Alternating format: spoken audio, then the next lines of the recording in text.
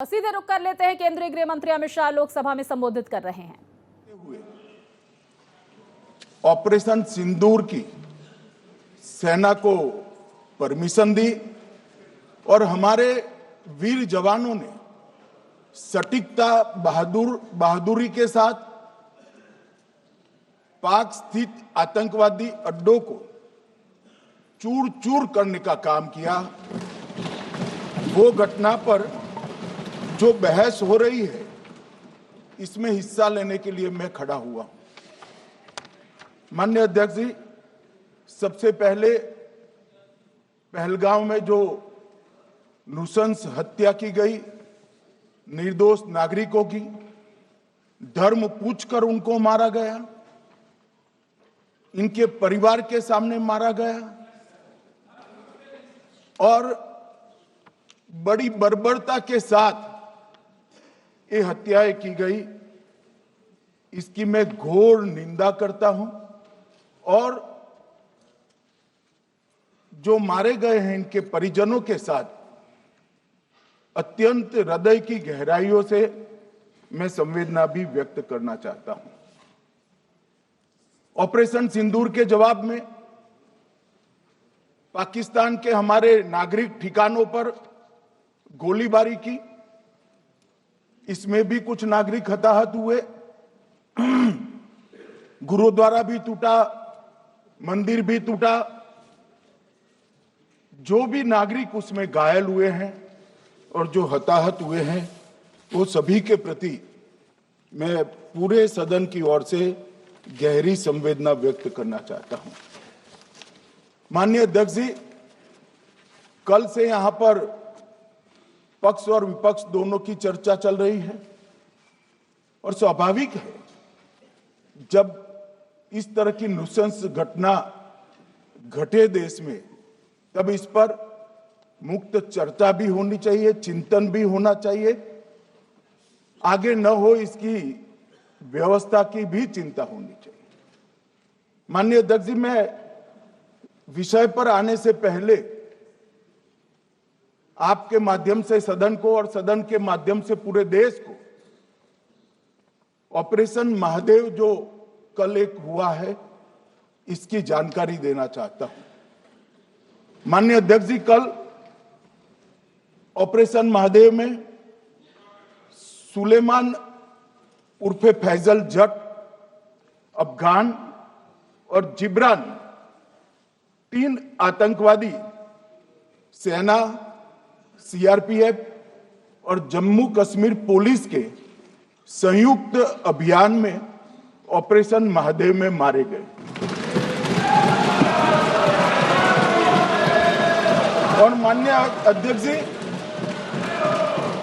ये जो सुलेमान है, ए श्रेणी का लश्कर ए तोयबा का कमांडर था।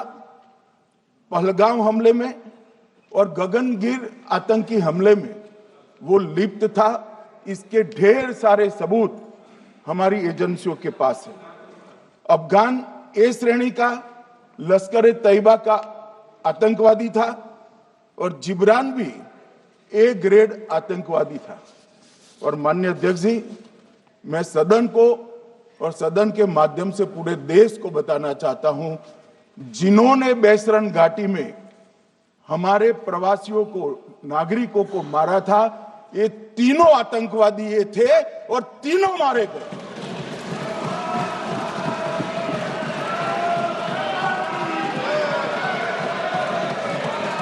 और मान्यवर, मैं आज इस सदन के माध्यम से सेना के पैरा 4, सीआरपीएफ के सारे जवान जो अभियान में शामिल थे और जम्मू कश्मीर पुलिस के जो जवान थे, वो सभी को सदन और पूरे देश की ओर से बहुत बहुत साधुवाद देना चाहता हूं। माननीय अध्यक्ष जी, मैं इस ऑपरेशन महादेव के बारे में थोड़ा डिटेल में बताना चाहूंगा। ऑपरेशन महादेव की शुरुआत 22 मई 2025 को एक प्रकार से तो जिस दिन हत्या हुई थी उसी दिन रात को 22 मई 2025 को हुई। जिस दिन हत्या हुई थी उसी दिन रात को एक सुरक्षा मीटिंग की गई थी जम्मू कश्मीर में।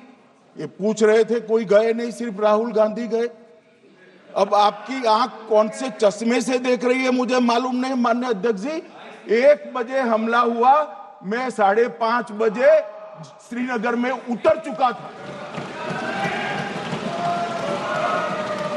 माननीय अध्यक्ष जी, अरे सुनो सुनो, मैं बताता हूँ ना 22 में, सुनो ना प्लीज, धैर्य रखकर सुनो, हमने आपको नहीं टोका है, सुनना पड़ेगा भाई, ऐसे नहीं चलेगा। माननीय अध्यक्ष जी, नहीं, पर बैठे बैठे मत बोलिए आप भी। माननीय अध्यक्ष जी, 23 अप्रैल को टिप्पणी मत करिए। एक सुरक्षा मीटिंग की गई। सभी सुरक्षा बल, सेना, CRPF, BSF, Jammu Kashmir police, और सबसे पहले उसमें निर्णय किया गया कि जो नृशंस हत्यारे हैं वो देश छोड़कर पाकिस्तान भाग न पाए, इसकी हमने पुख्ता व्यवस्था की और भागने नहीं दी। 22 मई को आईबी के पास एक ह्यूमन इंटेल आई और एक क्षेत्र के अंदर, दाची गांव क्षेत्र के अंदर आतंकवादियों की उपस्थिति की सूचना मिली। आईबी और सेना द्वारा दाचीकाम क्षेत्र में अल्ट्रा सिग्नल कैप्चर करने के लिए जो इंस्ट्रूमेंट हमारी एजेंसियों ने बनाए हैं, इसके द्वारा इस सूचना को पुख्ता करने के लिए मई से 22 जुलाई तक लगातार प्रयास किए गए। ठंड में ऊंचाइयों पर हमारे सेना के अधिकारी पैदल इनके सिग्नल प्राप्त करने के लिए घूमते रहे, आईबी के अफसर भी घूमते रहे, सीआरपीएफ भी घूमती रही, और मान्यवर 22 जुलाई को हमें सफलता मिली। सेंसर्स के माध्यम से आतंकवादी होने की पुष्टि मिल गई। तब 4 पैरा जो हमारी सेना का एक हिस्सा है, उसकी नेतृत्व में 4 पैरा के जवान, सीआरपीएफ के जवान और जम्मू कश्मीर पुलिस के जवान मान्यवर एक साथ ये आतंकवादियों को घेरने का काम किया। सेना, सीआरपीएफ, जम्मू कश्मीर पुलिस की मीटिंग भी की गई। जो 5 ह्यूमन एसेट्स थे उनको भी वहां बेचा गया, और कुल मिलाकर कल जो ऑपरेशन हुआ, इसमें हमारे निर्दोष नागरिकों को मारने वाले तीनों आतंकी मौत के घाट उतार दिए। मान्यवर, तीनों के नाम मैंने बताए हैं, सुलेमान उर्फे फैजल जट, अफगान और जिब्रान। मान्यवर, वो तो एक आशंका थी कि यही लोगों ने घटना की है, मगर मैं बाद में एनआईए की जांच पर आता हूं, एनआईए ने पहले से ही इनको, जिन्होंने आसरा लिया था, वो लोगों को गिरफ्तार कर रखा था। उनको खाना पहुंचाने वाले लोगों को अपने कब्जे में रखा था। तो जब आतंकवादियों के शव श्रीनगर आए, इनसे पहचान कराई गई। 4 लोगों ने पहचान लिया, यही 3 लोग थे जिन्होंने पहलगांव में आतंकी घटना को, मगर हमने इस पर भी भरोसा नहीं किया मान्यवर, कोई जल्दबाजी नहीं की। हमने जो आतंकी घटना स्थान से कारतूस मिले थे, वो कारतूस का एफएसएल रिपोर्ट पहले से करा कर रखा था, और चंडीगढ़ सेंट्रल एफएसएल के अंदर बैलिस्टिक रिपोर्ट के आधार पर उनका रिपोर्ट तैयार था। जब ये कल आतंकवादी मारे गए, इनकी 3 राइफलें पकड़ी गई। एक M9 अमेरिकन राइफल थी और 2 AK-47 राइफल थी। जो कारतूस मिले थे वो भी M9 और AK-47 के भी थे, मगर हमने इससे भी संतोष नहीं माना। ये राइफलों को एक विशिष्ट विमान के द्वारा कल रात को 12 बजे चंडीगढ़ पहुंचा गया और पूरी रात फायरिंग कर कर इसके भी खाली खोखे जनरेट किए गए, 2 खोखों का मिलान किया गया, राइफल की नाली और निकले हुए खोखों का भी मिलान हो गया। तब ये तय हो गया कि इन्हीं 3 राइफलों से हमारे निर्दोष नागरिक मारे गए। और मान्यवर, आज मैं सदन को बताते हुए बहुत खुश हूं। मोदी जी ने ऑपरेशन सिंदूर कर आतंकवादियों को जिन्होंने आतंकवादियों को भेजा था उनके आकाओं को जमीन में मिलाने का काम किया था। सेना और सीआरपीएफ ने वो आतंकवादियों को भी समाप्त कर दिया। और मान्यवर,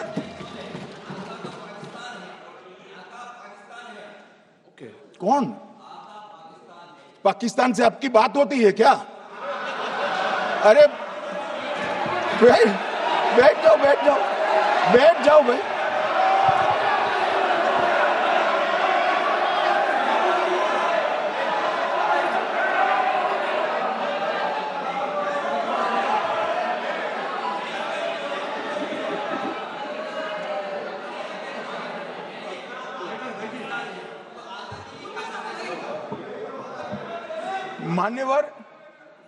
मान्यवर, मैं बताता हूं कैसे इनके आका मारे गए, वो भी नाम के साथ बताता हूं, जगह के साथ बताता हूं, घंटे, मिनट और सेकंड के साथ बताता हूं।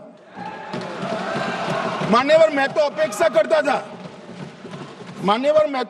करता था कि जब एक सूचना सुनेंगे पक्ष विपक्ष में खुशी की लहर दौड़ जाएगी, मगर ये स्याही पड़ गई इनके चेहरे। ये क्या है मान्यवर, किस तरह की पॉलिटिक्स? भाई आतंकवादी मारे गए, आपको इसका भी आनंद नहीं है?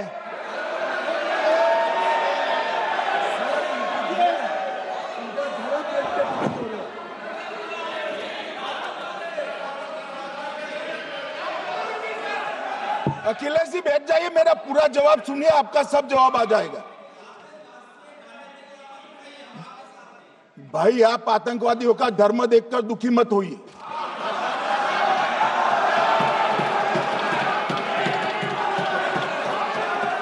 अखिलेश बैठ जाइए यार।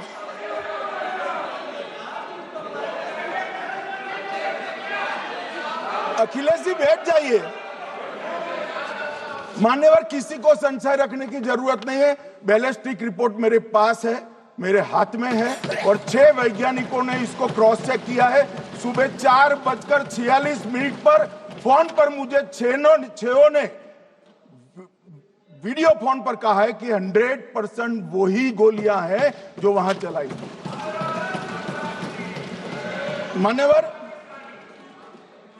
ये हमारे देश की सेना, सीआरपीएफ और जम्मू कश्मीर पुलिस, ये तीनों का एक साझा बहुत बड़ा कामयाबी है, जिस पर 140 करोड़ को नाज होना चाहिए, देश की जनता को नाज।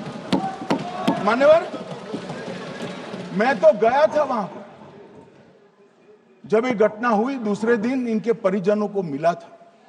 6 दिन की शादी वाली बच्ची विधवा होकर मेरे सामने खड़ी थी। आज तक मैं वो दृश्य नहीं भूल सकता।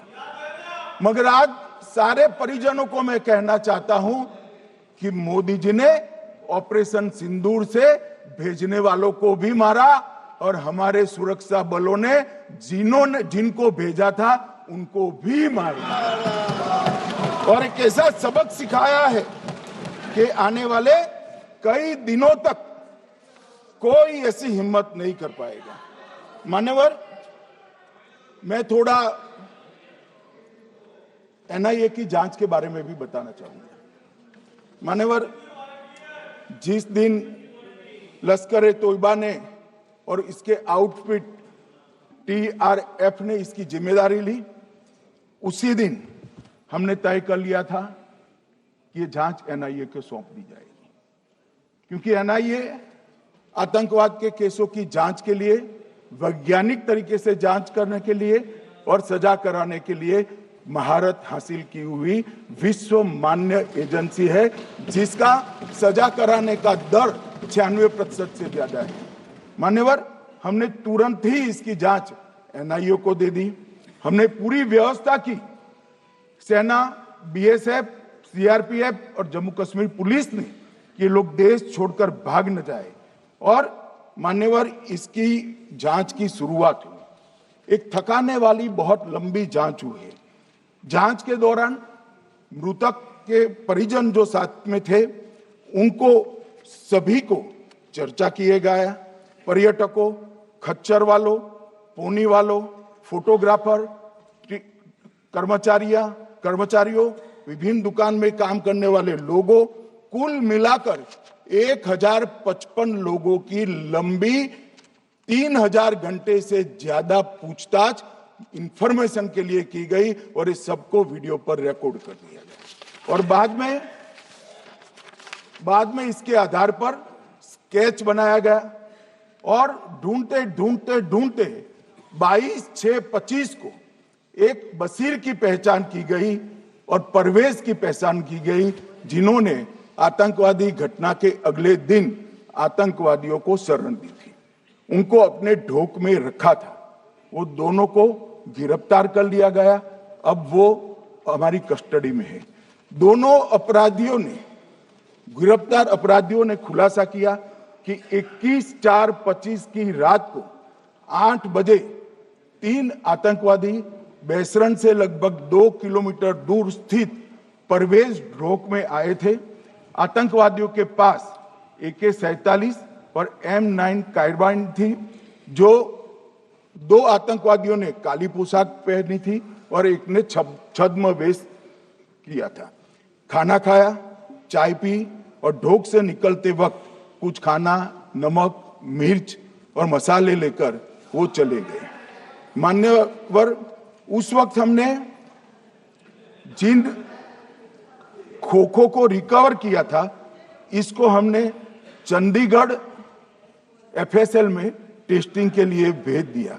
और जब चंडीगढ़ FSL में टेस्टिंग के लिए भेजा गया तो वही राइफल से एप्को आतंकी हमला हुआ था, वो भी निश्चित हुआ। तो आज इसके साथ साथ दूसरे एप्को आतंकी हत्या को अंजाम देने वाले आतंकियों का भी इसके साथ ही समाप्ति हुई है, उनको मार दिया गया है। मान्यवर, और इसके बाद में स्केच बनाया गया। गिरफ्तार किए गए दोनों आरोपियों की माता जो थी, इन्होंने ये तीनों आतंकियों के मृतदेहों को पहचान लिया है। दोनों आतंकवादी घटना में साथ लेने वाले उनके साथियों ने भी पहचान लिया है। और अब उसकी FSL की पुष्टि भी आज सुबह 4 बजे हो गई थी। अब मैं जांच का पूरा ब्यौरा बताना चाहता हूं। मान्यवर, ये हमले में 3 पाकिस्तानी आतंकवादी थे। हमले में 2 AK-47 और 1 M9 कार्बाइन का प्रयोग किया गया था। और अब जो पकड़े गए हैं, इसके सुलेमान के कारण एप्को का मामला भी आज रिजॉल्व हो रहा है और आतंकवादियों को पनाह देने वाले 2 स्थानीय लोगों को भी इस केस में पकड़ लिया गया है। अब मान्यवर, कल पूछते थे कहां से आए, कहां गए, किसकी जिम्मेदारी है। भाई, जिम्मेदारी हमारी ही है। हम सरकार में हैं, हमारी ही जिम्मेदारी। मगर मैं पूछता हूं, जब आप सरकार में थे तब क्या क्या हुआ था, इसकी जिम्मेदारी किसकी थी और क्यों निर्वहन नहीं किया, वो भी बाद में पूछूंगा। जरा धीरज से सुनना। मगर मान्यवर, मुझे एक बड़ा दुख हुआ। कल इस देश के पूर्व गृह मंत्री चिदंबरम जी ने सवाल उठाया कि क्या प्रूफ है कि ये आतंकवादी पाकिस्तान से आए। और मान्यवर, कब उठाया? जब संसद में चर्चा होने वाली थी। क्या कहना चाहते हैं चिदंबरम साहब? किसको बचाना चाहते हैं? पाकिस्तान को बचाकर आपको क्या मिलेगा? वो ये कह रहे हैं कि और क्या है? मत जवाब दो ना तुम।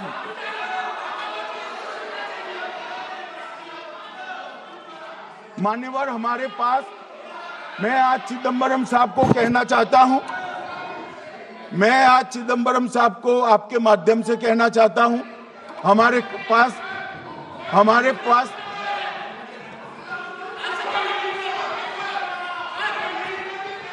मान्यवर, हमारे पास प्रूफ है, वो भी मैं सदन के सामने रखना चाहता हूं कि तीनों पाकिस्तानी थे। 3 में से 2 के पाकिस्तान के वोटर नंबर भी आज हमारे पास उपलब्ध है। मान्यवर, ये राइफलें हैं, ये राइफलें भी हमारे पास उपलब्ध है। इनके पास से जो चॉकलेटें मिली हैं, वो चॉकलेटें ढोक में से मिली, वो भी पाकिस्तान की बनाई हुई चॉकलेट है। मान्यवर, ये कहते हैं कि पाकिस्तानी नहीं थे, इसका मतलब पूरी दुनिया के सामने इस देश का एक पूर्व गृह मंत्री पाकिस्तान को क्लीन चिट दे रहा है।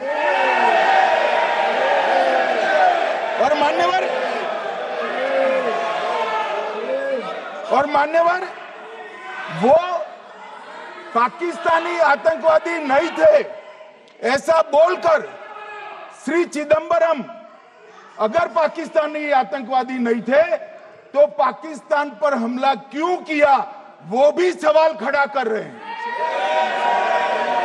मान्यवर, आज पूरी दुनिया ने, हमारे संसद सदस्य गए थे, स्वीकारा था कि हमला पाकिस्तान ने किया है। और इस देश का गृह मंत्री जो कांग्रेस पार्टी से आता है, वो कहता है कि क्या सबूत है। अरे मुझसे मांगते, मैं दे देता, टीवी से मांगते हैं, पूरी दुनिया के सामने उजागर करते हैं, सच सुबह खड़ा करते हैं। पाकिस्तान को बचाने का इनका ये षड्यंत्र आज 130 करोड़ लोग जान रहे हैं। बच नहीं पाओगे आप लोग, बच नहीं पाओगे। मान्यवर,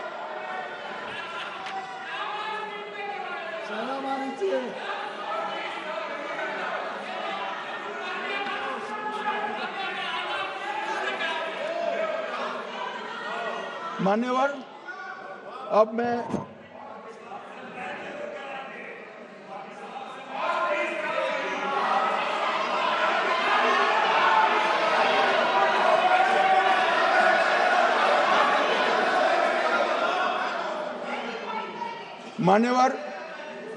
अब मैं पहलगांव आतंकी हमला और ऑपरेशन सिंदूर,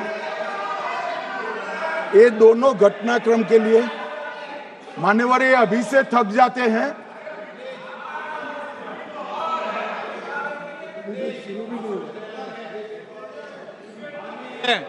प्लीज बैठिए।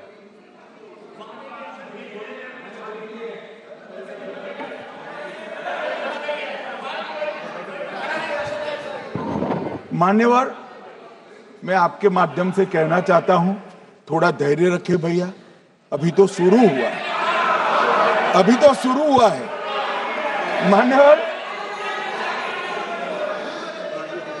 मैं पहलगांव आतंकी हमला और ऑपरेशन सिंदूर के बारे में पूरा घटनाक्रम बताना चाहता हूं। कल ढेर सारे सवाल उठाए।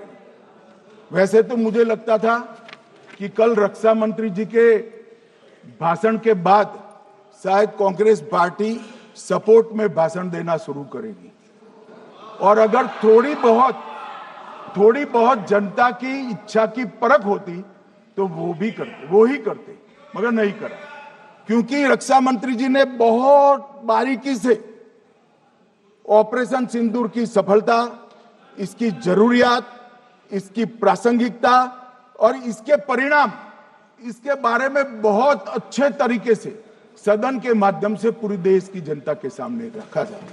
मगर फिर भी उन्होंने बहुत सारे सवाल किए। अब सवाल किए हैं तो मुझे जवाब देना भी पड़ेगा, उनको सुनना भी पड़ेगा। मान्यवर, मैं पूरा घटनाक्रम बताना चाहता हूं। मान्यवर, 22 अप्रैल को पहलगांव में आतंकवादी हमला हुआ। इसमें 26 लोग मारे गए, 25 भारतीय और 1 नेपाली नागरिक। हमने उसी वक्त मैं श्रीनगर जाने के लिए निकल गया। रात को ही सुरक्षा बलों की मीटिंग कर ये भाग न पाए इसकी व्यवस्था की। माननीय मोदी जी ने 23 और 30 अप्रैल को सीसीएस की मीटिंग चेयर की। ये कह रहे हैं, मैं आज बताना चाहता हूं कि सीसीएस की 23 अप्रैल की मीटिंग में क्या हुआ। सबसे पहला कांग्रेस पार्टी का ब्लंडर था सिंधु जल संधि, इसको स्थगित करने का काम नरेंद्र मोदी जी ने। हमने अटारी के माध्यम से एकीकृत जांच चौकी जो चलती थी उसको बंद कर दिया। पाकिस्तानी नागरिकों के सार्क वीजा को सस्पेंड कर सभी को वापस पाकिस्तान भेजने का काम किया। पाकिस्तान स्थित उच्चायोग में रक्षा, सैन्य, नौसेना के सलाहकारों को अवांछनीय व्यक्ति घोषित किया। संख्या को 55 से घटाकर 30 किया और सीसीएस ने ये संकल्प लिया कि जहां पर भी ये आतंकवादी छुपे हैं उनको और उनकी ट्रेनिंग करने वाले अड्डों को सेना, पुलिस, सीआरपीएफ, बीएसएफ उचित जवाब देगी। मान्यवर, जिस तारीख को ये हुआ उसी दिन ये निर्णय हो चुका। मान्यवर, इसके बाद में कल गोगाई जी कहते थे मोदी जी 24 को पहलगाम जाने की जगह बिहार गए। सुनो यार। मान्यवर, मोदी जी जब ये पहलगाम घटना हुई यहां नहीं थे, विदेश में थे। आने के बाद तुरंत सीसीएस बैठक की और मोदी जी जिस दिन बिहार गए उस दिन पहलगाम में कुछ नहीं, कोई नहीं था, सिर्फ राहुल गांधी थे। सारे लोग चले गए थे, सारे लोग वहां से अपने अपने ठिकाने पर चले गए थे। मगर इन्होंने एक बात कही, उस पर मेरी आपत्ति है। मान्यवर, उन्होंने कहा 24 अप्रैल को चुनावी भाषण किया। मान्यवर, देश का नेतृत्व करने वाले देश के प्रधानमंत्री की फर्ज होती है कि देश की संप्रभुता पर, देश के नागरिकों पर अगर ऐसा जघन्य हमला होता है तो जनता की भावनाओं के अनुरूप जवाब देना चाहिए। मान्यवर, मैं आज आपकी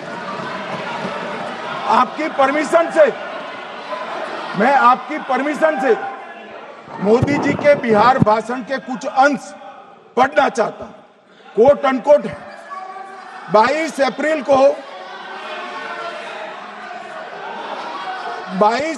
को पहलगाम का यह हमला केवल निहत्थे पर्यटकों पर नहीं बल्कि पूरे भारत की आत्मा पर एक दुस्साहसपूर्ण प्रहार है। आतंकवाद के प्रति दृढ़ और कड़ा रुख, आतंकियों और इसके हमले की साजिश रखने वालों की कल्पना से भी बढ़कर उनको सजा दी जाए। मान्यवर, महत्वपूर्ण है आतंकियों और इसकी साजिश रचने वाले दोनों को। आतंकियों की बची खुची जमीन भी मिट्टी में मिलाने का समय आ गया है।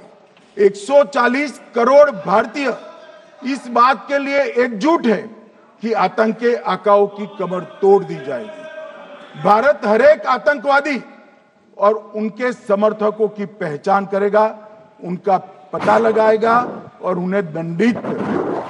आतंकवाद कभी भी भारत की आत्मा नहीं तोड़ पाएगा। न्याय सुनिश्चित करने का मैं हर संभव प्रयास करूंगा। अनकोट।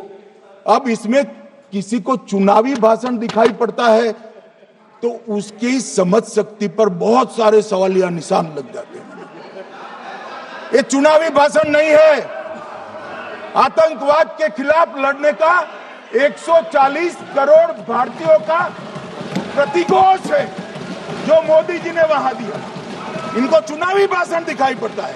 जैसे चश्मे होते हैं ऐसी ही दृष्टि होती है। मान्यवर, इसके बाद 30 अप्रैल को मान्यवर 30 अप्रैल को सीसीएस की बैठक हुई, पहले 23 को हुई थी। उसमें सशस्त्र बलों को पूर्ण ऑपरेशन की फ्रीडम दे दी गई। प्रधानमंत्री मोदी जी ने सीसीएस की उपस्थिति में रक्षा मंत्री, एनएसए और सेनाओं के प्रमुख के साथ बैठकर पूर्ण ऑपरेशनल फ्रीडम देने का काम किया और इसके बाद ये ऑपरेशन सिंदूर हुआ।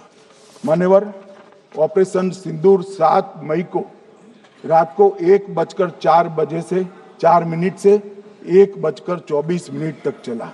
उसमें पाकिस्तान के 9 आतंकी ठिकानों को ध्वस्त कर दिया और पूरी दुनिया ने इसके दृश्य देखे। साहब, इससे बड़ा संयमित हमला नहीं हो सकता। आजकल दुनिया में युद्ध चल रहे हैं, हम देख रहे हैं, बच्चे मर रहे हैं, महिलाएं मर रही, निर्दोष मर रहे। हमने 9 आतंकी अड्डों को समाप्त किया, परंतु एक भी सिविलियन नहीं मारा गया, केवल और केवल आतंकी मारे गए। स्थान थे मरकज सुभान अल्लाह बहावलपुर, मरकज तैयबा मुरीद के, महमूना जाया कैंप सियालकोट, अरे नाम सुनो काम में आएंगे, सरजाल camp Sialkot, Sawai Nala camp Muzaffarabad, Syedna Bilal camp Muzaffarabad, Gulpur camp Kotli, Barnala camp Bhimber और अब्बास कैंप कोटली। मान्यवर, सर्जिकल स्ट्राइक और एयर स्ट्राइक में हमने पाक ऑक्यूपाई कश्मीर में ही हमला किया, एक प्रकार से भारत के हिस्से पर ही हमला किया। पाक ऑक्यूपाई कश्मीर हमारा ही है, तो हमने तो हमारे हिस्से में हमला किया, मगर इस बार 100 किलोमीटर अंदर घुसकर पाकिस्तान की भूमि पर आतंकवादियों को तबाह करने का काम। और मान्यवर, ये आतंकी के ठिकानों पर हमला हुआ, इसमें मारा कौन गया? हाफिज मोहम्मद जमील जैसे मोहम्मद के प्रमुख मौलाना मसूद अजहर के बहनोई, मुदस्सर खादियान मरकज तैयबा मुरीद का प्रमुख, याकूब मलिक जेएम पदाधिकारी, मोहम्मद हमसा जमील जेएम ऑपरेटिव, मोहम्मद यूसुफ अजहर गंभीर रूप से घायल था, फिर मारा गया। जैसे मोहम्मद का आमिर मोहम्मद हसन खान गंभीर रूप से घायल था, फिर मारा गया। जेएम ऑपरेटिव मोहम्मद हसन गंभीर रूप से घायल हुआ। अब्दुल मलिक, खालिद अबू अक्स और नोएम मलिक, इनका कोई पता ठिकाना नहीं। और मान्यवर, ये पूछते थे मुझे कल कि पहलगांव के दोषी कहां गए, वो पहलगांव के दोषी कहां गए? ये जो मैंने, अरे सुनो ना यार, ये जो 10 मैंने नाम पढ़े हैं, इसमें से 8 ये चिदंबरम एंड कंपनी के समय में आतंकवादी घटना घटाने वाले लोगों को नरेंद्र मोदी जी ने, ये हमें पूछते हैं कहां गए? अरे भाई, आपके समय में जो छुप गए थे, उनको चुन चुन कर हमारी सेना ने समाप्त कर दिया है। और ये 10 नहीं, कल राजनाथ जी घबराते बोले हैं, अब ऑथेंटिक शब्द का है, मैं बढ़ा नहीं सकता, मगर कम से कम 100 लोगों को हमारी सेना ने समाप्त, 100 से अधिक लोगों को हमारी सेना ने समाप्त करने का कहा। मान्यवर, और इस पर भी गर्व नहीं कर सकते आप, इस पर भी गर्व नहीं कर सकते।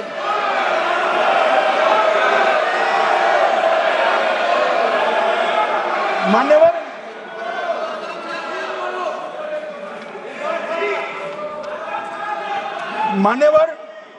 7 मई को 1:26 पर 22 मिनट पर ये हमारा काम समाप्त हो गया। हमारे डीजीएमओ ने उनके डीजीएमओ को बता दिया कि भाई, हमने आतंकवादी हमलों पर स्थानों पर सिर्फ हमला किया है, इनके हेडक्वार्टर पर हमला किया है, जो हमारा आत्मरक्षा का अधिकार है। पूरी दुनिया इसको एक्नॉलेज करती है। ऐसा नहीं हो सकता है मनमोहन सिंह के समय की तरह कि वो आकर मारेंगे और हम चुपचाप बैठे रहेंगे और जाकर चर्चा करेंगे। ये नरेंद्र मोदी सरकार, ऐसा नहीं हो सकता। डोजियर बेचते रहेंगे। मान्यवर, उरी में हमला हुआ, हमने सर्जिकल स्ट्राइक किया। पहलगाम में हमला हुआ, एयर स्ट्राइक करा, और अरे पुलवामा में हुआ, एयर स्ट्राइक करा, और पहलगाम में हमला किया। 100 किलोमीटर अंदर जाकर 9 अड्डों और 100 से ज्यादा आतंकवादी को समाप्त। मान्यवर, अब देखिए, हमने तो हमला किया था पाकिस्तान स्थित टेररिस्ट ठिकानों पर। अब पाकिस्तान से गलती हो गई। टेररिस्ट ठिकानों पर जो हमला किया था उसको वो अपने पर का हमला मान बैठे और पूरी दुनिया में कहते थे कि हमारा टेररिज्म से कोई लेन देन नहीं है। ये तो अब ऐसे ही ग्रुप करते, हम तो विक्टिम है, जो मनमोहन सिंह ने सर्टिफाइड भी कर दिया था कि ये भी विक्टिम है। मान्यवर, मगर दूसरे दिन इनकी श्रद्धांजलि का कार्यक्रम हुआ और पाकिस्तान को मालूम नहीं पड़ा कि ये पूरी दुनिया देखेगी। सेना के आला अफसर उनके नमाजे जनाजा में उपस्थित हुए, उनके जनाजे को कंधा दिया और ये सारे आतंकवादियों के जनाजे के जुलूस के अंदर पाकिस्तानी सेना, इनके अफसर, आईएसआई के अफसर, वहां की पुलिस के अफसर अश्रुभीनी आंख के साथ जुड़े थे। और मान्यवर, ये सिंदूर ने पाकिस्तान को पूरी दुनिया में एक्सपोज कर दिया कि पाकिस्तान के अंदर टेररिज्म स्टेट स्पॉन्सर्ड टेररिज्म है। ये पूरी तरह से, मान्यवर, पूरी तरह से एक्सपोज हो गया। 8 मई को पाकिस्तान ने हमारे रिहायशी इलाकों में हमला किया, हमारे सेना के अड्डों पर हमला किया, मगर एक भी मिसाइल से उनका कुछ नुकसान नहीं कर पाई। बहुत नजदीक से की हुई गोलाबारी के कारण हमारे एक गुरुद्वारा टूटा, एक मंदिर टूटा, कुछ हमारे नागरिक हताहत हुए। और दूसरे दिन 9 मई को मोदी जी ने सेना को हुक्म दिया, एक मीटिंग करी, राजनाथ जी, मोदी जी, एनएसए, सेना के सारे अध्यक्ष, और जवाब देने का तय किया और उनके 11 एयरबेस को क्षतिग्रस्त करने का काम किया। मान्यवर, 8 एयरबेस इतने सटीक तरीके से तोड़े गए, पाकिस्तान की पूरी एयर डिफेंस सिस्टम धरी की धरी रहेगी, कुछ नहीं कर पाई। नूर खान चकलाला एयरबेस तोड़ दिया गया, मुरीद तोड़ दिया गया, सुगुर्दा तोड़ दिया गया, रफीकी तोड़ दिया गया, रहीम यार खान तोड़ दिया गया, जकोबाबाद तोड़ दिया गया, सुक्कुर और भोलारी भी तोड़ दिए। और सुक्कुर, लाहौर, अरिफवाला, चुनेन, जकोकाबाद और नया चोर, ये 6 रडार सिस्टम भी उनके पूरी तरह से ध्वस्त कर दिए। 2 surface to air guided weapon Lahore और ओकारा में इनका जखीरा भी समाप्त कर दिया गया। और मान्यवर, ये हर चीज में पॉलिटिक्स करते, हर चीज में। जब उन्होंने हमारे रिहायशी इलाकों पर हमला किया, फिर भी हमने इनके रिहायशी इलाकों पर हमला नहीं किया, सिर्फ इनके एयरबेस और एयर डिफेंस सिस्टम को निशाना बनाया और उनकी आक्रमण करने की क्षमता को पंगु कर रख दिया। हमारी पूरी सेना, पूरी वायुसेना, पूरी नौसेना अक्षुण्ण थी और उनकी हमला करने की क्षमता को हमने छिन्न विछिन्न कर दिया। पाकिस्तान के पास शरण में आने के अलावा और कोई चारा ही नहीं था। इसलिए मान्यवर, इसलिए 10 मई को डीजीएमओ ने, पाकिस्तान के डीजीएमओ ने भारत के डीजीएमओ को फोन किया और 5 बजे हमने इस संघर्ष को विराम किया। अब मान्यवर,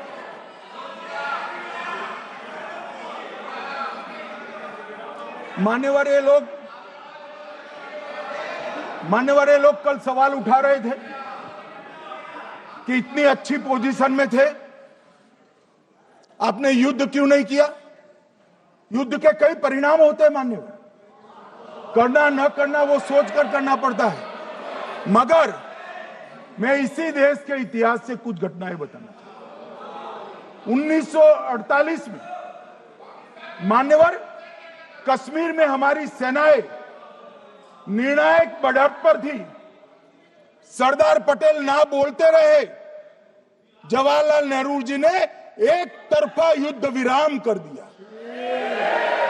और मान्यवर मैं बड़ी जिम्मेदारी के साथ कहता हूं, मैं इतिहास का विद्यार्थी हूं, पाक ऑक्यूपाई कश्मीर का अगर अस्तित्व है तो जवाहरलाल नेहरू जी की ये युद्ध विराम के कारण है। इसका जिम्मेदार जवाहरलाल नेहरू है।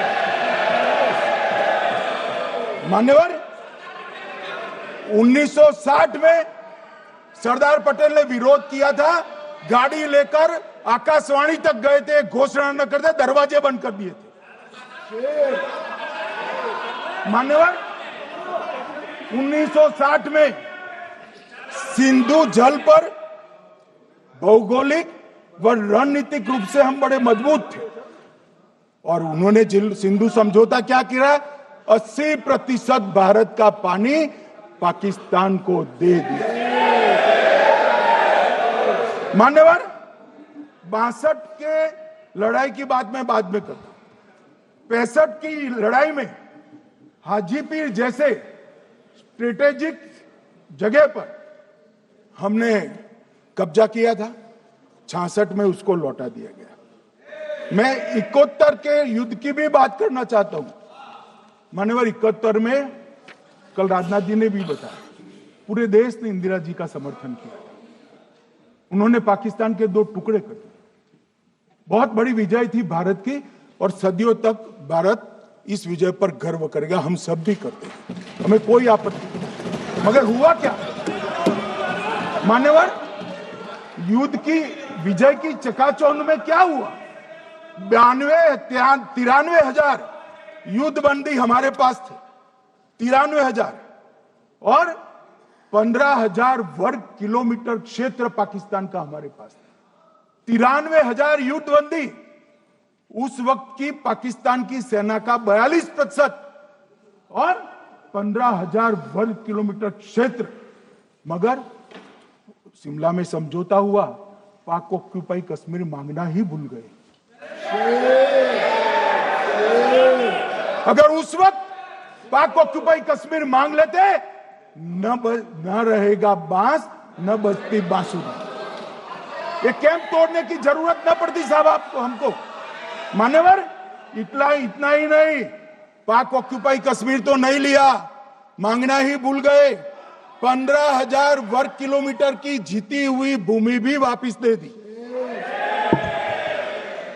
तय हुआ था पाकिस्तानी नरसंहार के लिए युद्ध अपराध न्यायाधिकरण बनेगा, नहीं बना। सेना ने पूर्वी पाकिस्तान में नरसंहार किया था। 195 पाकिस्तानी अधिकारियों पर मुकदमा चढ़ना था। भुट्टो अपने साथ इंदिरा जी के सामने से छुड़ा कर ले गए। जनरल मानेक शॉ का एक कोट अनकोट कहता हूं, जनरल मानेक शॉ का, जो एक प्रकार से आर्किटेक्ट माने जाते हैं बांग्लादेश विजय के, इन्होंने कहा कि भुट्टो ने भारत के नेतृत्व को मूर्ख बनाया। अब जो शब्द है, मैं आप कोट अनकोट है, इसमें मेरा कुछ नहीं है, ये लोग गुस्सा न हो सकते। I told her into bracket Indira Gandhi, Indira ji को कहा, that he into bracket Bhutto के लिए, he has made monkey out of you. समझ में आता है? ये फील्ड मार्शल साहब ने कहा है मान्यवर, और ये हमें सिखा रहे, ये नहीं किया, वो नहीं किया, फलाना नहीं किया, ठिकाना नहीं किया। अरे भाई, आप तो पाकिस्तान को क्लीन चिट दे रहे हो कि पाकिस्तान ने हमला ही नहीं किया है। क्या अधिकार है आपको पूछने का? कोई अधिकार नहीं है साहब। देखिए क्या होता है, मैंने कहा मैंने कहा पाकिस्तान को क्लीन चिट दे रहे हो, तो कनी मोदी जी कह रही है कि नहीं, हम नहीं दे रहे हैं।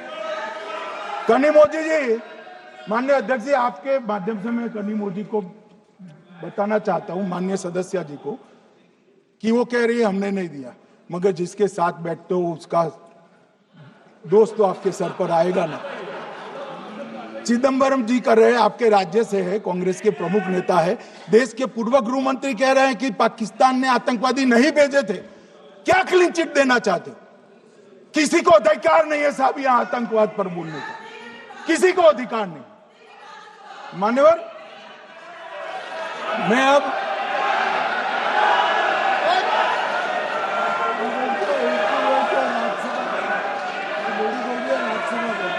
मान्यवर, मैं उनको बताना चाहता हूं, अभी आधा भी नहीं हुआ है, जरा सुनो।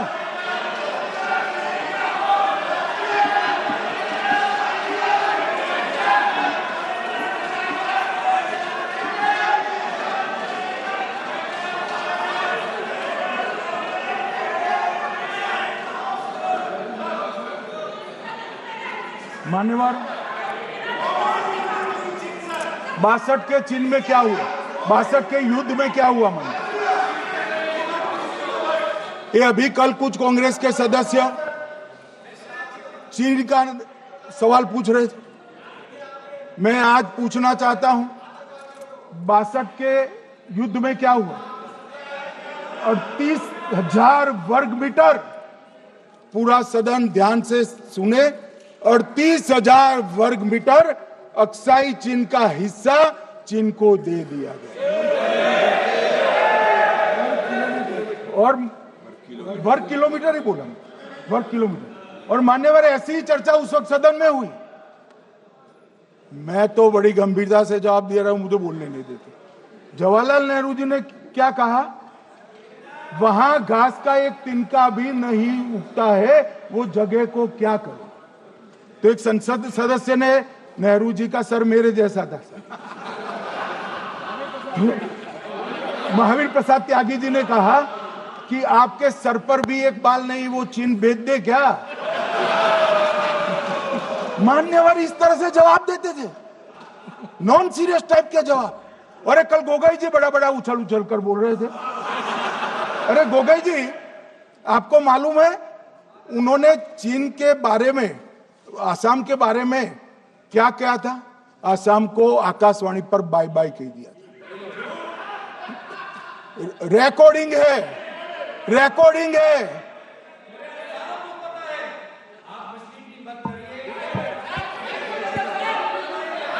मान्यवर, मैं भी सहमत हूं, मैं भी सहमत हूं, पूरे आसाम को पता है। मान्यवर,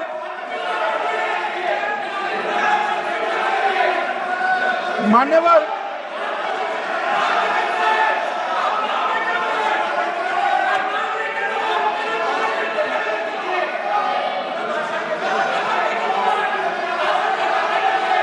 मान्यवर, मुझे मालूम है पूरे आसाम को पता है, इसीलिए तो वो विरोध पक्ष में बैठे हैं वहां पर आसाम में, पूरे आसाम को पता है। और मान्यवर,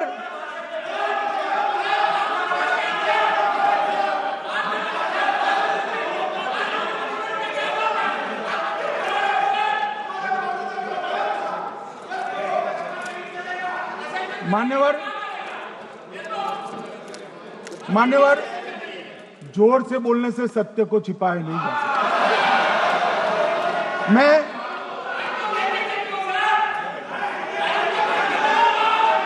मान्यवर, मैं selected words of Jawaharlal Nehru series volume 29 पृष्ठ 231 पर से एक जवाहरलाल नेहरू जी के पत्र को कोट करना चाहता हूं।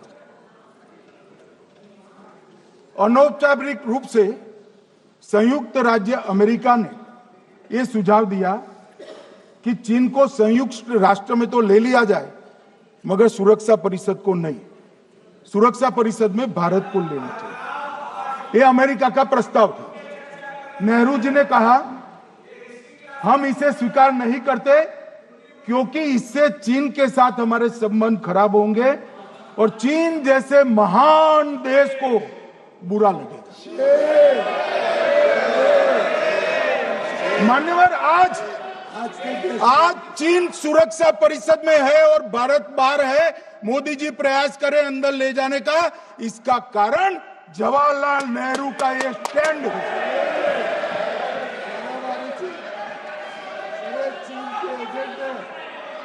और मान्यवर, ये तो पीढ़ी दर पीढ़ी चलता आ रहा है। राजीव गांधी फाउंडेशन ने चीन के साथ एमओयू कर दिया। अब कहते नहीं है कि एमओयू में क्या था, ये तो बताओ भाई, क्या एमओयू किया था राजीव गांधी फाउंडेशन ने? और जब डोकलाम में हमारे सेना के जवान चीन की सेना के सामने आंख में आंख डालकर बैठे थे, वो चीन के राजदूत के साथ राहुल गांधी मीटिंग कर रहे थे। ये मान्यवर ऐसा नहीं है। जवाहरलाल नेहरू, सोनिया गांधी, राहुल गांधी, तीन पीढ़ी तक के चीन का प्रेम उतरता जा रहा है। मान्यवर,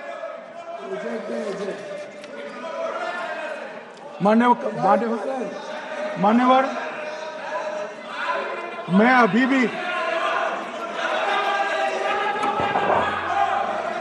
भी एक बात इस महान सदन के माध्यम से देश की जनता को कहना चाहता हूं, जो मेरी मान्यता है।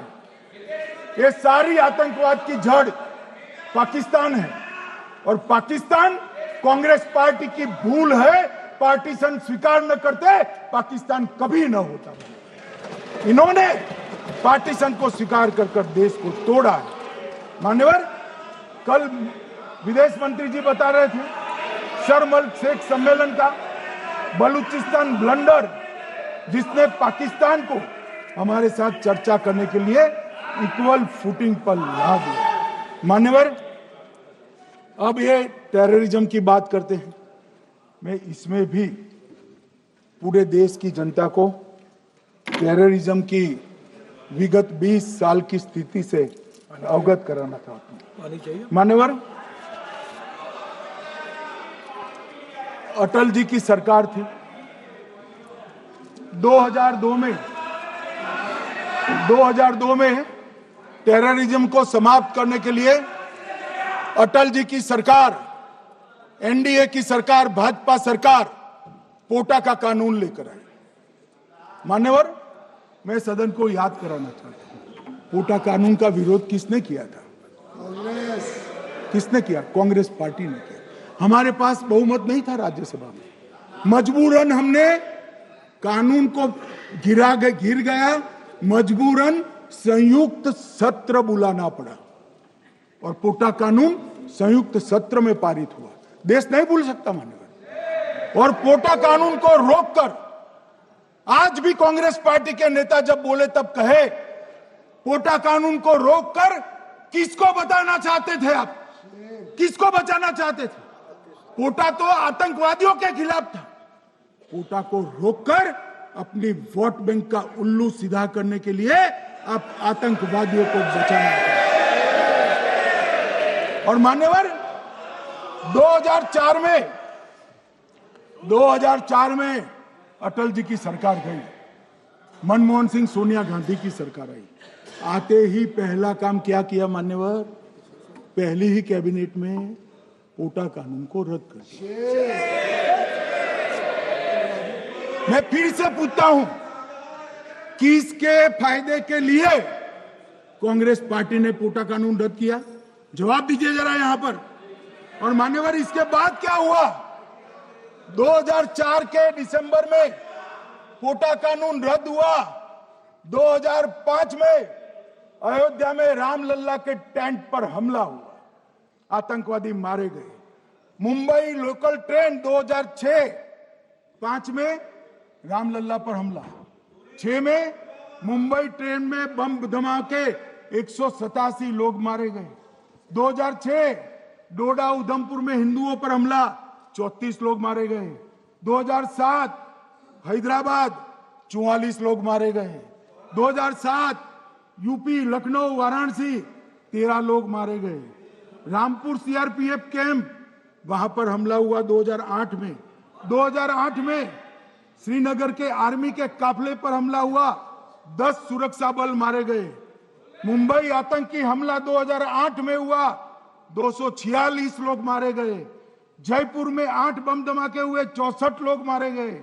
2008 में अहमदाबाद में 21 बम धमाके हुए, 57 लोग मारे गए। दिल्ली में 2008 में 5 धमाके हुए, 22 लोग मारे गए। और पुणे की जर्मन बेकरी 17 लोग मारे गए।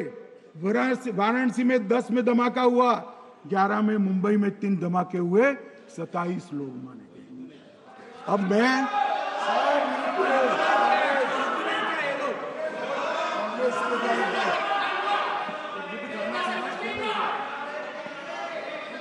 मान्यवर, आतंकवाद के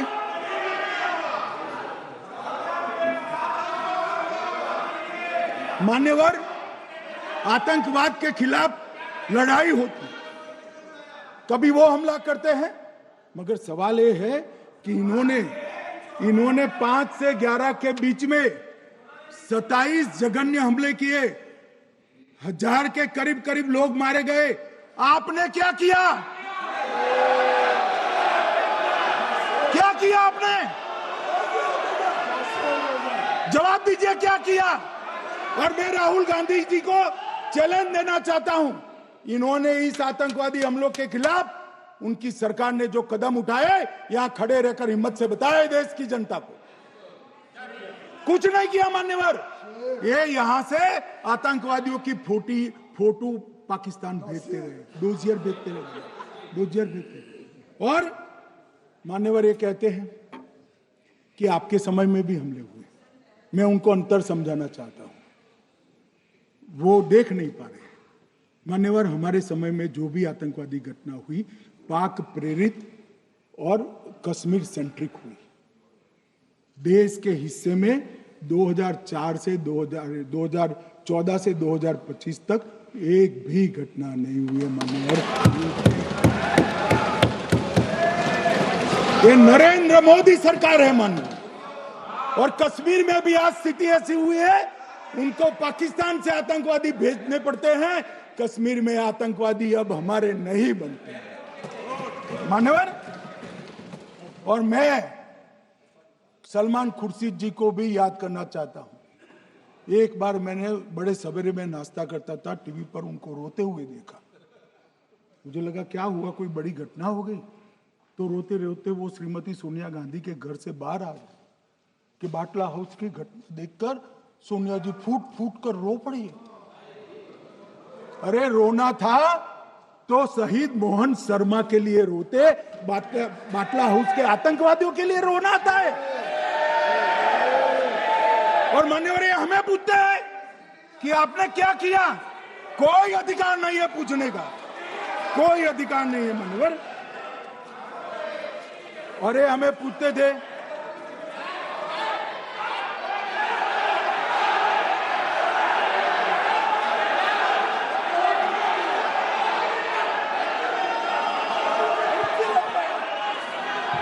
मान्यवर, अभी 25% बाकी।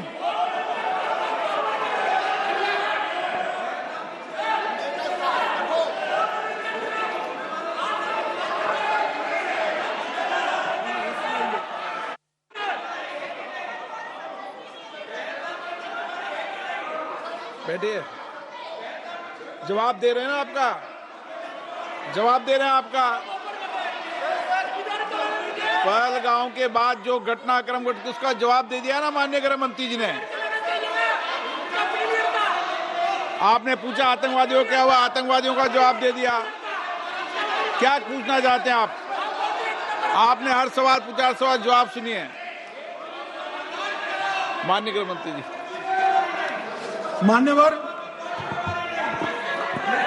मान्यवर, इन लोगों को कल ऐसा था कि ये जो बेसरन के गुनहगार है वो पाकिस्तान भाग गए। तो बड़े आवाज से पूछते थे, भाग गए भाग गए भाग गए, गृह मंत्री क्या करता है, जिम्मेदारी ले। हमारी तो सेना ने ठोक दिया, सीआरपीएफ ने ठोक दिया। मान्यवर, अब मेरा तो जवाब बनना ना देता है, ना वो मांगना बनता है। मगर मैं उनको कुछ पूछना चाहता हूं।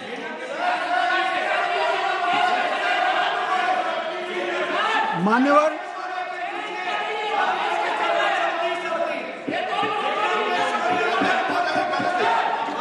प्लीज, मारेगी तो सेना ही ना, सेना अब ऐसे भी मारेगी ना, तो वो भी ये कह रहे हैं सेना और सीआईएसएफ ने मारा।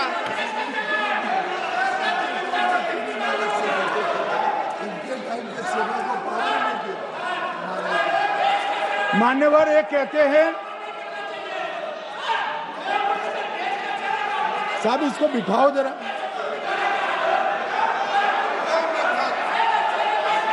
हाँ प्लीज, बैठिए बैठिए बैठिए बैठिए बैठिए।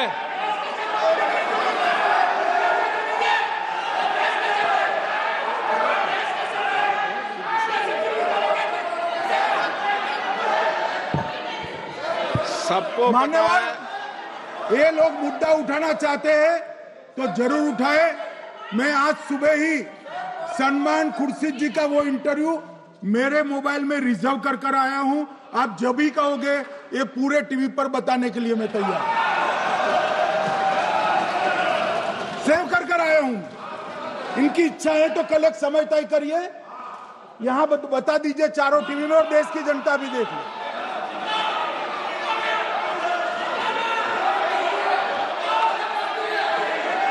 मान्यवर कह रहे हैं बताओ, आप बताओ, बताना है या नहीं बताना? नहीं, पूछो ना उनको। Please please.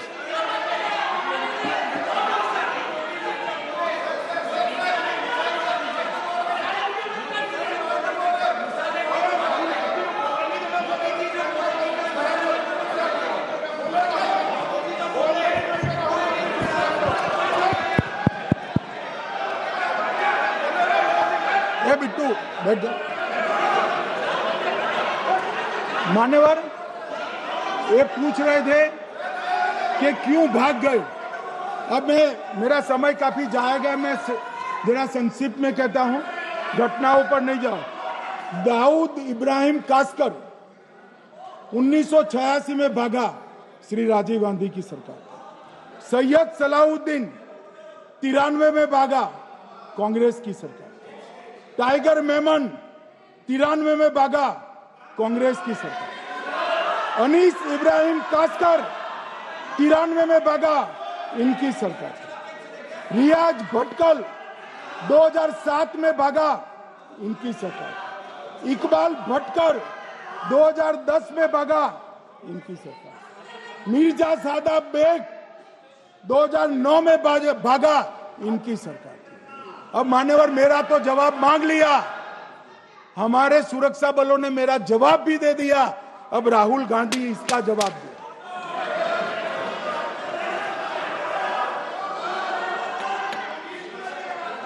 मान्यवर अब मैं कश्मीर के विषय में मैं बात करना चाहता हूं। कल कहते थे कि गृह मंत्री ने भाषण किया था कि 370 की कलम जाएगी तो आतंकवाद कम हो जाएगा। क्या हो? मान्यवर मेरा हिसाब देना बनता है। हम भारतीय जनता पार्टी के कार्यकर्ता हैं, ये नरेंद्र मोदी जी की सरकार है, हम जवाबदेह होते हैं जनता के प्रति, संसद के प्रति और देश के हितों के प्रति। मैं आज देश की जनता के सामने 2004 से 14 और 2015 से 25 10 साल का लेखा जोखा रखना चाहता हूं। 2004 से 14 में अखंड सोनिया मनमोहन की सरकार थी 10 साल की, और 15 से 25 अखंड रूप से नरेंद्र मोदी जी की सरकार। कश्मीर में टेरर इंसिडेंट 7217 हुए थे 2004 से 14 में। 70% की कमी के साथ 2150 हो गए 1525। नागरिकों की मृत्यु 2004 से 14 में 1770 हुई, 2015 से 25 में कम होकर 357 हो गई, 80%। सिक्योरिटी फोर्सेस की मृत्यु 1060 हो गई उस वक्त, और हमारे समय में 542 हुई, और टेररिस्टों की मृत्यु में 123% की वृद्धि हुई। ये हमें पूछ रहे हैं क्या हुआ? आंकड़े से भाग नहीं सकते भाई, आंकड़े से भाग नहीं सकते। और अब मैं कहता हूं कि धारा 370 ने कश्मीर में आतंकवादी इकोसिस्टम को नष्ट कर दिया है, जिस धारा 370 को आपने इतने साल तक बचा कर। हमने जीरो टेरर प्लान बनाया है, एरिया डोमिनेशन प्लान बनाया है, मल्टी लेवल डिप्लॉयमेंट किया है, सुरक्षा जेलें बनाई हैं, 98% ट्रायल अब वीडियो पर हो रहे हैं, हमने संचार साधन बसाए हैं, और 702 फोन विक्रेता जेल में डाले, 2667 सिम कार्ड बन गए। हमने, एक जमाना था साहब 10-10 हजार लोगों के जनाजे निकलते थे, पूरे देश ने घटनाएं देखी होगी, बुरहान वानी मर गए, फला मर गए, ढिका मर गए, 10-10 हजार। अब जो मारा जाता है उसको वही दफना दिया जाता है। किसी भी आतंकवादी को उसका महिमा मंडन करने के लिए जनाजे की इजाजत नरेंद्र मोदी के शासन में नहीं। मान्यवर, आतंकवादियों के सगे वाले और समर्थक चुन चुन कर हमने नौकरियों से निकाले, पासपोर्ट रद्द कर दिए हैं, गवर्नमेंट कॉन्ट्रैक्ट रद्द कर दिए हैं, 75 से ज्यादा आतंकी समर्थकों को कोर्ट से ऑर्डर लेकर सरकार से बर्खास्त कर दिया गया है। बार काउंसिल उनके समर्थकों से भरी थी, सस्पेंड कर नया लोकप्रिय चुनाव हमने कराया है। मान्यवर, कई संगठन बैन करे, मैं बाद में बताता हूं। विशेष यूएपीए अदालतें बनाई हैं, लगभग मार्च 22 से 25 के बीच में यूएपीए के 2267 मामले हमने जब्त किए हैं, दर्ज किए हैं, 374 कुर्की की है। और परिणाम क्या है मान्यवर? ये पूछ रहे हैं परिणाम क्या है? शुतुरमुख वृत्ति से अगर मिट्टी में सर रखकर बैठोगे तो कुछ नहीं, सूर्य भी नहीं दिखेगा। मान्यवर, परिणाम आया है। पहले ऑर्गेनाइज टाउन पेल्टिंग साल की 2654 होती थी एवरेज इनकेस में। कितनी मान्यवर? 2654 पथराव होते हैं, 2024 में 0 हो गए। मान्यवर, ऑर्गेनाइज हड़ताल पाकिस्तान से ऐलान करते थे, घाटी बंद रहती थी। पाकिस्तान की भी हिम्मत नहीं है, घाटी में भी हिम्मत नहीं है। इनके समय में साल में 132 दिन घाटी बंद रहती थी, अब ऑर्गेनाइज हड़ताल 3 साल से 0 है। मान्यवर, टाउन पेल्टिंग में नागरिकों की मृत्यु हर साल 112 होती थी, 3 साल से नागरिकों की मृत्यु 0 है। मान्यवर, जख्मी होते थे 6235 लोग टाउन पेल्टिंग में, आज 0। मान्यवर, आज मैं बताता हूं, एक समय में हुर्रियत के नेताओं को यहां वीआईपी ट्रीटमेंट मिलती थी,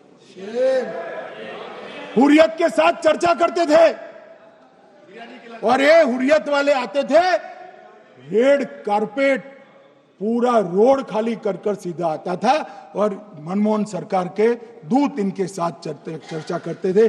सारे हुर्रियत के कंपोनेंट हमने बैन कर दिए हैं, सारे जेल की सलाखों के पीछे। हम कोई हुर्रियत से बात करना नहीं चाहते। मैं सदन में नरेंद्र मोदी जी की नीति दोहराना चाहता हूं।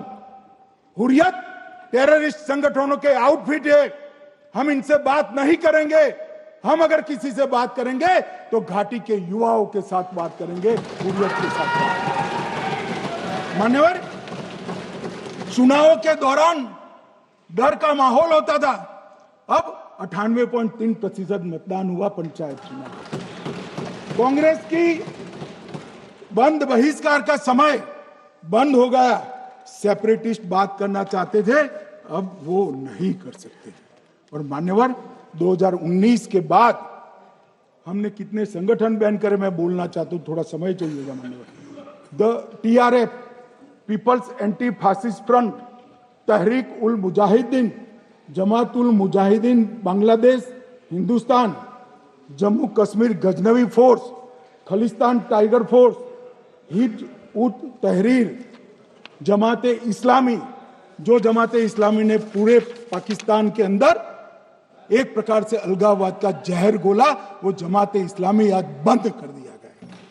Jammu Kashmir liberation front, Jammu Kashmir democratic freedom party, Muslim league Jammu Kashmir, Tahreek Hurriyat, Muslim conference Sumji गुट, Jammu Kashmir national front, Jammu Kashmir people's freedom league, Jammu Kashmir people's league, Jammu Kashmir Ittehadul Musalman Awami action committee, Sikh for justice और पॉपुलर फ्रंट ऑफ इंडिया को भी हमने बैन किया।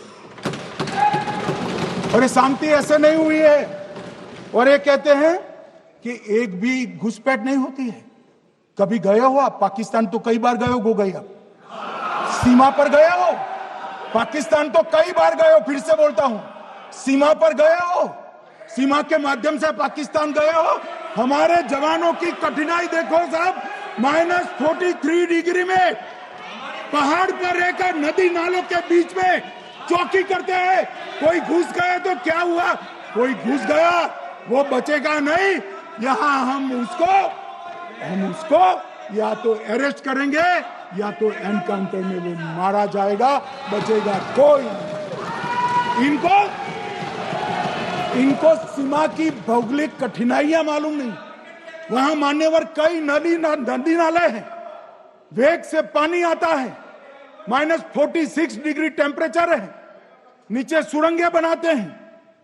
और ये तो ऐसे कह रहे हैं घुस गए। अरे भाई, आपके मन में तो, आपके समय में तो घुसने की जरूरत ही नहीं थी। आप बुलाते थे वीजा देकर, क्यों घुसेंगे? घुसने की जरूरत ही नहीं। जैसे आप पाकिस्तान जाते हो वैसे वो यहां आते। मान्यवर, अब ये कैसे हमें पूछ सकते हो? मान्यवर,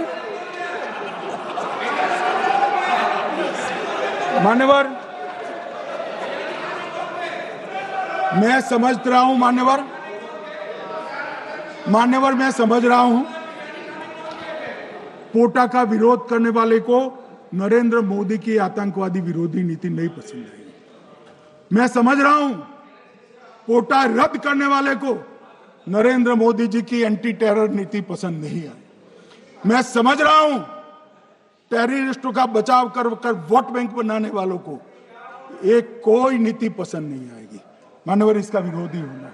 परंतु मैं आज एक बात यहाँ सदन के सामने आपके माध्यम से सदन को और दुनिया को बताना चाहता हूँ। मानवर, ये नरेंद्र मोदी सरकार है टेररिज्म के खिलाफ हमारी जीरो टॉलरेंस की नीति है, ऑफर है, और हम विजयी हो। और मान्यवर, मैं फिर से अंत में ऑपरेशन महादेव में जुड़े हुए सेना, CRPF और जम्मू कश्मीर पुलिस के सभी जवानों को 2 हाथ जोड़कर प्रणाम कर बहुत बहुत साधुवाद।